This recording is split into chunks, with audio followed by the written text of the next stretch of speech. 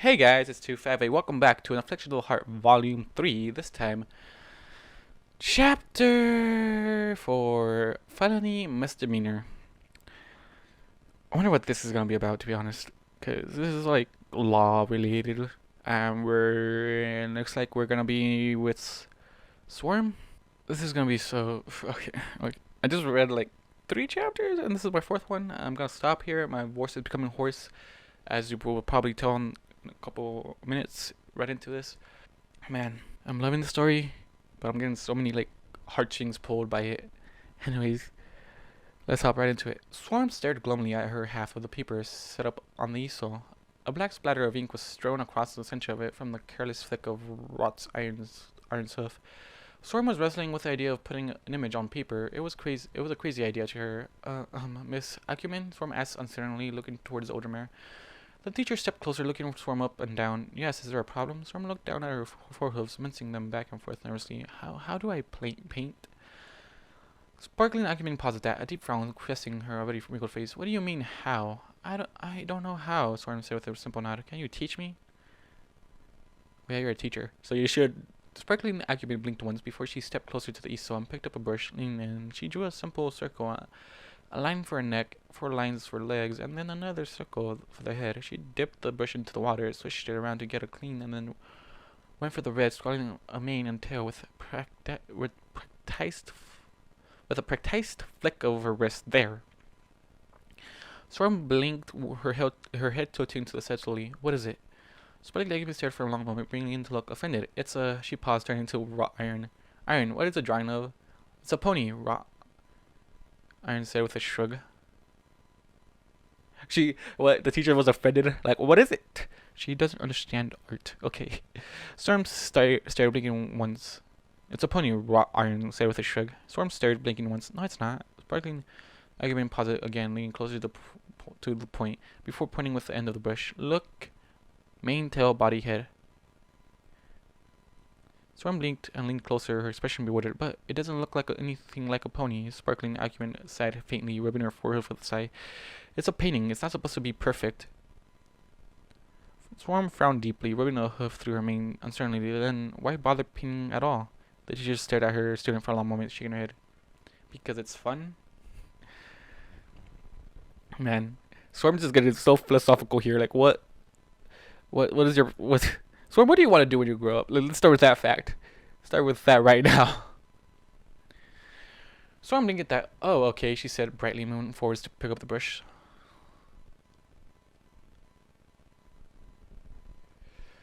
Oh, fuck. I knew this question was gonna get asked.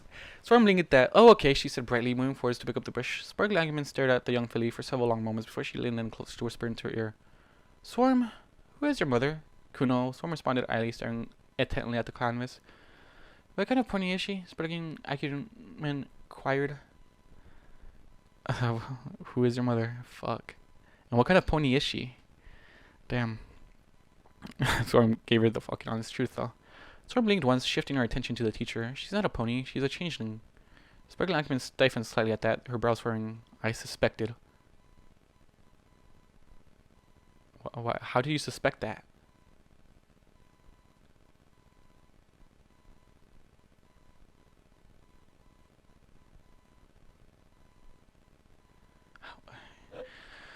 A series of heated whispers started up from the easel behind him, and her ears reddened as she realized that other fools had heard. She cast her gaze towards wrought iron, but he was focusing on his drawing and didn't seem to have heard.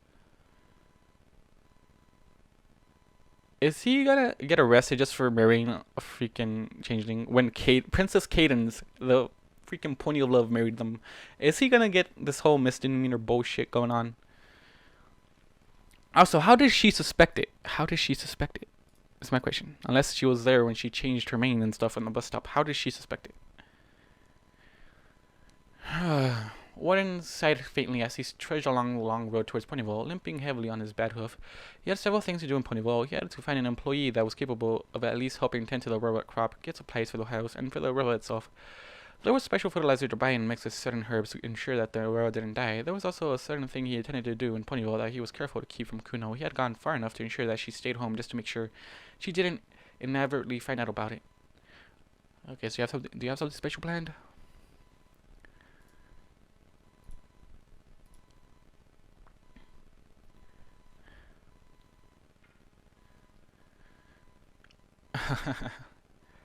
Oh, let's go. We got the employee already checked in. After almost an hour of walking, Warden finally made it to Ponyville, pausing to sit on a park stool and rest with a faint groan. Warden missed flying. It was so much faster and simpler than walking, especially with such a busted hoof. Disconcertingly, Warden noted that his good hoof was thicker and more defined in musculature than his bad hoof. His crippled limb was wasting away from lack of use. A heavy sigh left the Pegasus as he rode off the bench and continued into town. Huffing faintly, he felt like he might be coming down with something. Warden thought it would likely that it would be a common cold, as he had spent enough time in the rain and cold recently to warrant it. Warden headed for the garden center first, pushing his way through the old bead curtain and into the dark shop. The smell of fertilizer, accurate and powerful, immediately assaulted his senses. The Pegasus paused, lifting his nose and inhaling deeply before giving a low sigh. He had always loved that smell. A strange familiar scent found his nostrils underneath the pungent aroma of fertilizer, and Warden turned with a blink towards the corner of the room. An earth pony was arranging the packets of seeds to make them line up all neat and proper. She had a lovely green mane, and the softest of brown coats, with a single green plant shoot on her rump. As a Kuno mark, Greenhoof? Warden asked incredulously, staring. The earth pony swiveled around to peer back over his shoulder, giving a wry smile. Well, fancy running into you here, Warden. Small world, huh? Warden asked, shaking his head slowly. What are you doing here? I got sick and tired of the cold, and Mick Green needed a place to go to school. The Crystal Empire ponies are, well, let's just say I didn't want him learning in their schools. Greenhoof said with a firm wave of her hoof. Mick Green, did you have a foal? Warden asked with a faint laugh and a shake of his head. Greenhoof snorted once, raising a brow. Why so incredulous? Last I checked, I had the needed bits and pieces to have a foal. You just never struck me as the motherly type, Warden said, scratching his chin with a hoof. You were pretty obsessed with your work. I didn't think you'd have time to raise a foal. Nodding in understanding, Greenhoof returned back to the row of seed packets, making sure they were all straight. Stunning Facet and I divided our time to raise them.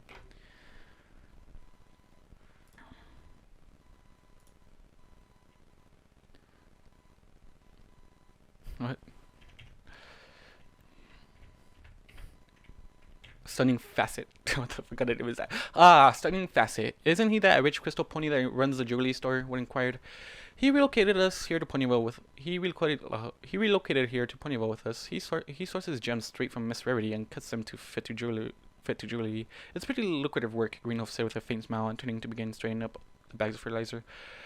Then, why are you working here in this old place if your husband makes so much money? Warden asked, genuinely confused. Well, after Mint Green started going to school, I had a lot of time at home alone. I didn't really know the whole gem business, and I need something to do during the day so I don't go stir crazy. Greenhoof admitted, grimacing and rubbing a hoof through her mane. Warden nodded in understanding. So, you're not really tied to any one place? Greenhoof paused at that and then gave a wry smile. I think I got this job more as a sympathy than any real need for a helper. Well, Warden paused, giving her a helpless shrug. I need an extra worker. I have to produce more of my crop. And what exactly are you growing? Greenhoof asked carefully. Warden gave a slow smile at that. How would you like to help grow one of the hardest to grow plants in all Equestria? Damn. I'm pretty sure that would get her thing flowing. Right now she's just like freak. Oh my god, man. Alright, back to Swarm. Swarm stared up at her half of the page for a long moment, frowning deeply. Wrought Iron had already finished his side of the page, having painted a dark splotch that he said with an anvil with a hammer on top of it. It was just a meaningless shape to her. Miss Acumen, Swarm asked, looking up at the older mare. Sparkling Acumen frowned slightly, stepping closer to Flea, leaning down to converse quietly. What's the matter this time, Swarm? Why do I draw? Swarm asked, uncertainly looking around bewildered. Anything you like, Sparkling Acumen responded with a warm smile. Why not your father? My father's too white, Swarm said immediately, and the page is white. There's no white paint. It would be weird. Very well. Do you have any brothers or sisters? Swarm shook her head firmly. What are your favorite places, Sparkling Acumen? I really like Daddy's garden and even the Everfree forest. Swarm admitted, rubbing a hoof against her chin. But they're both really far away, and I can't draw them if they're so far away. Very well. Draw the easel, Sparkling Acumen suggested. Swarm blinked, and her pupils dilated slightly before she snorted and shook her head rapidly as if to clear it. But then I'll be painting a picture of an easel on it that has a picture of an easel on it. Wait, what? But then I'll be painting a picture of an easel on it that has a picture of an easel on it, and then has another picture of an easel on it, and I can't paint that small. Swarm is just getting so complicated. And a sparkly document inside faintly shaking her head. Very well, draw whatever you can see out the window. The palace, perhaps. Swarm pondered on that for a long moment before she nodded, smiling brightly. I'll draw the palace. I would honestly would love to see if Swarm like has this all is full of talent and no one can say shit to her anymore.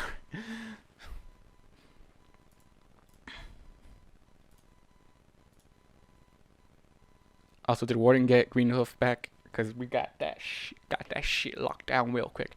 Warden hummed happily as he made his way towards a small house on the other side of Ponyville. It was a cottage with a neat front garden and a swing hanging from an apple tree. It was a very unassuming place, but there was something off about the cottage. The faint smell of antiseptic wafted from inside, and even though there were warm candles lit and happy paintings in the hallway, there was no mistaking that this was not a residential address. Okay, I just burped there, sorry. Excuse me. Starting up at the house, Warden slowly walked down the path and to the front door, knocking lightly and clearing his throat nervously. A young unicorn mare stepped out from one of the back rooms, smiling and bowing respectfully. Mr. Warden, I assume. Warden nodded wordlessly, licking his lips. Right this way, sir, the mare said, pivoting and then heading down the hallway. Warden followed her, feeling a little bit nervous and twitchy. It was his first time there, but the reputation of the palace preceded it. There were several closed doors, and the faint sound of moans and groans coming from behind them, as well as the old muffled squeal. The young mare led him to a small room with a rather wicked-looking harness hung from the ceiling. There were purple candles on the shelf, cherry paintings on the wall, and a soft nest of cushions, as well as several tools and instruments that looked painful to say the least. Wooden cleared his throat, giving a nervous exhale. Here's my bits, he said, offering a small pouch. We know you're good for it, the mayor said with a warm smile, motioning towards the harness. This will immobilize you completely. You are allowed a bullet if you think you will scream, but the rooms are soundproofed and we're far enough away from the town that no one will mind. Sometimes the screaming helps us, some of our patients. Warden, what the fuck are you doing? What the fuck is this? Warden stared up at the imposing set of braces and harnesses, his ears playing back. He liked to think he could keep from screaming, but past experiences told him otherwise. I think I'll take the bullet. The mayor nodded knowingly. Well, come climb up and I'll get you set up. Our specialist is with another patient right now, but she'll be done in a few minutes. What the fuck? Warden nodded quietly, saddling up to the harness and eyeing it curiously. How do I get into this thing? What the fuck are you doing, Warden? What the fuck? Are you just gonna get abused again? Do you want to relive what happened years ago? Is that what's going on here? The mare tilted her head and her horn glowed, her magic literally lifting him off his hooves and into position. When his weight came down across the harness, his hooves and few inches from the floor, and then the mare was there to suddenly stroke at his mane. Try not to panic. We're not going to do anything too unreasonable to you, she murmured soothingly, starting to cinch down the straps. Is it your right wing that is injured? Warden nodded jerkily. But please try to be gentle on it. My right hoof is also crippled. Well, I'll try not to hurt you, Sir Warden, but please remember, given what we are going to do to you, pain is almost a certainty, the mayor reminded gently. What the fuck are you doing, Warden? Warden nodded shakily. I know. I knew that when I made my appointment. The mayor smiled at that. Good. Some ponies come here thinking that they're in for some kind of spa treatment. It's nice to know that you've done your research. Why would anyone come here for... Warden, what the hell are you trying to do? The straps were all tied and cinched down, and then there was a time for Warden's wings to be extended. The mayor was gentle, but he still winced in pain when his right wing was fully extended into a position he hadn't held in many months. Now, I'm going to give you a ball to hold, Warden. This is very, very important. If any time you want us to stop, then you need immediately to drop the ball. You understand? The mayor asked, warmly smiling at him. Warden nodded jerkily. Yeah, I know how this works. Try not to drop the bullet, the mayor said, as she placed the ball under his hoof. If it's dropped in the middle of a strenuous activity, then our specialist won't stop to replace it. We've had patients almost bite through their own tongues in that instance. Warden impelled at that, starting to rethink his choice. Now, I'm going to give you something that will make you feel good and content, okay? You're not allergic to aploids, are you? Warden shook his head slightly. I don't think so. Good, now bite this, the mayor said, holding up a vaguely cylindrical length of wood with purple cloth wound around it. What the Warden, what the fuck are you going through? Warden opened his mouth, taking the bullet into it, and biting down on it firmly. There was a prick of a needle in the base of his neck, just above his shoulder, and he shuddered as a wash of contentedness washed over him. He barely even blinked as an Oriental mare unicorn stepped in through one of the back doors, brushing a strand of mane out of her face.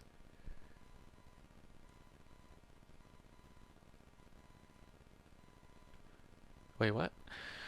He barely even blinked as an Oriental mare unicorn stepped in through one of the back doors, brushing a strand of mane out of her face. "This is Mr. Warden?" she asked brusquely. The younger mare nodded. "Yes, ma'am." "Very well, let's get started," she said, scooping up a jar of powder and dusting her hooves with it. "Warden, what are you doing? Like, I feel like you're trying to, like, find something to cure your injuries, because, 5 years, technically 5 plus, like around 5 to 7 years with them. But what the hell are you doing?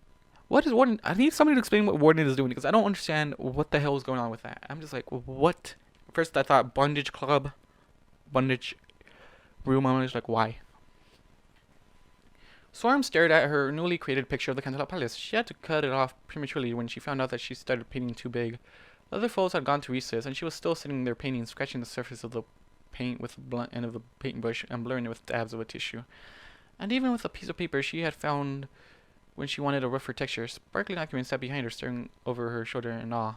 "You've never painted before?" the mayor asked, dumbstruck. "Yes, I knew she was going to be good at this." "Never," Storm said with a faint shrug, her wings giving the faintest of flutters. "Isn't it obvious? It looks horrible. I can barely even tell what it is."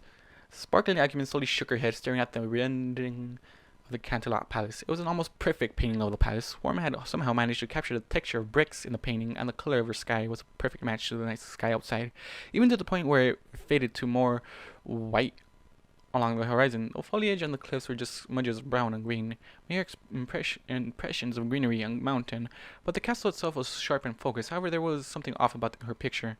Sparkling acumen couldn't put her hoof on exactly, but something about the painting made her uneasy. It reminded her of when the changelings had attacked, and merely glancing towards the castle had sent chills down her spine.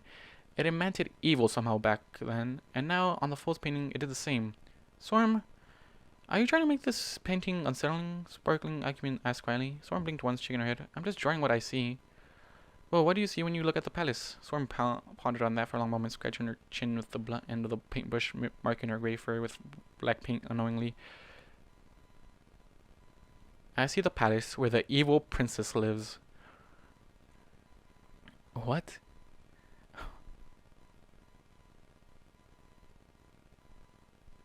"Why is she evil?" That's my question. Why is she evil? Sparkling acumen stared at the fool for a long moment, shaking her head slowly. "I think I shall need to talk to your parents." Why is the princess evil? Like, the Queen Chrysalis is in the dungeon, so if she senses her, I'm fine with that, but why does she think Celestia and Luna are evil? Because they're the one that live with Canterlot. Because Caden's the one that married them, Alright. Warden, I have no clue what the fuck you were up to, but I think I'm going to read the next chapter because I want to know what, the teacher is going to say to you about Swarm. Warden stepped heavily down the front steps of a small cottage, a faint, distracted smile on his face. Although everything was still a little hazy from the opioids, he was told that everything had gone smoothly. There was a strong sense of wrongness that had been righted. Something that he hadn't even been aware of, even though his hoof, and especially his wing, ached far more than usual due to the rough treatment they'd received. The young mayor waved him farewell from the front door, smiling warmly. "Come back soon, Mr. Warden. We'd be happy to help you with your other little problem." "What's the other problem?" Warden nodded weakly over his shoulder before starting to limp back towards the center of Ponyville. He would catch a carriage halfway to Canterlot and at least save him half an hour or so of walking. Warden was just happy that, during the entire ordeal, he had managed not to scream. But what was the ordeal? I want to know what that's about. It's pissing me off that I don't know. Alright, that's the end, guys. Thank you all for watching, listening to what you guys do, and I'm gonna go right into chapter 5 right after this. And I'll see you guys in the next video. Goodbye. 100,000 stories have filled my head as I look for the answer in what I've read. Secretly waiting for my life to change.